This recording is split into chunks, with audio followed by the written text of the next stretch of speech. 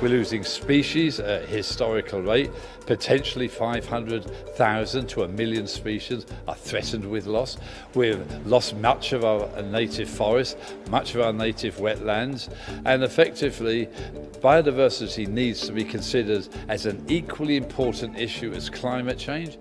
As the United Nations Decade for Biodiversity comes to a close, green groups are working to establish a new global framework to safeguard the Earth's ecosystems. The term biodiversity refers to the vast variety of animal and plant life on Earth, and it's under threat, according to a landmark report by the Intergovernmental Panel on Biodiversity and Ecosystem Services compiled last year. As we lose biodiversity, it threatens human well-being, all the way, as I've said, from food security, water security, energy security. Also, loss of natural resources in some parts of the world can lead to conflict between people, basically. The authors of the report identified industrial farming and fishing as major drivers of species extinction. Environmentalists are urging governments to adopt ambitious targets for 2030 and beyond, such as agreeing to protect at least 30% of the planet's land and seas.